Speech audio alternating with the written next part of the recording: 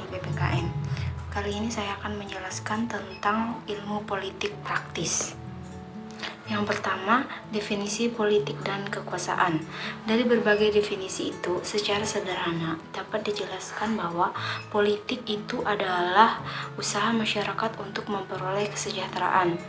Hanya sesingkat itu, wujud kesejahteraan itu berupa kebaikan, keteraturan, kedamaian, keadilan, kehidupan yang lebih baik, tentram, keindahan, harmonis, dan sebagainya. Politik adalah suatu keadaan hidup manusia yang ideal dan inti politik hanya satu, menciptakan kesejahteraan umat manusia. Lalu, apa itu definisi kekuasaan? Menurut Subakti dalam bukunya Memahami Ilmu Politik tahun 2007, kekuasaan merupakan kemampuan mempengaruhi pihak lain untuk berpikir dan berperilaku sesuai kehendak yang mempengaruhinya. Kemudian yang kedua kita akan membahas tentang politik dan kelangkaan sumber daya.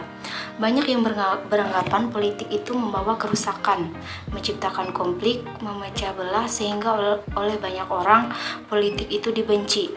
Padahal mengasumsikan politik seperti itu adalah sesuatu yang keliru. Banyak yang salah memahami apa makna sesungguhnya dari politik.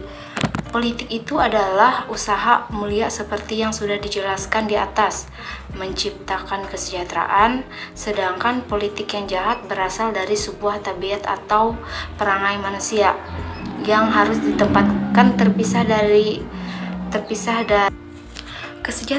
Akibat politik itu terjadi karena dunia ini diberikan kepada manusia untuk dikelola dengan berbagai keterbatasan dan kelangkaan sumber daya, baik terbatas dalam jumlah sumber dayanya maupun terbatas dalam hal kemampuan manusia dalam mengelola atau mengeksploitasikan.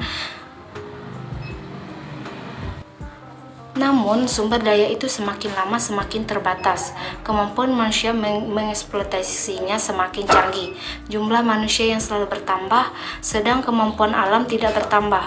Belum ditemukan konsep peternakan pada masyarakat zaman dahulu. Kelangkaan menjadi keniscayaan walaupun jumlah wilayahnya sangat luas. Kemudian yang ketiga, kita akan membahas tentang kekuasaan sebagai sumber konflik politik. Dalam banyak kasus, penguasa politik ternyata menjadi penyebab dari berbagai penderitaan masyarakat. Meskipun di dalam sisi ada sebagian penguasa politik yang berhasil menciptakan kesejahteraan bagi rakyatnya. Penguasa hadir sebagai jawaban manusia atas keserakahan yang mengakibatkan manusia saling menguasai atas yang lainnya. Tentu masih terekam jelas di dalam pikiran kita bahwa bangsa kita pernah mengalami satu strategi buruk berupa penindasan, kebodohan, dan kemelaratan akibat kendali kekuasaan dikontrol oleh satu pemerintahan otoriter bernama Hindia Belanda.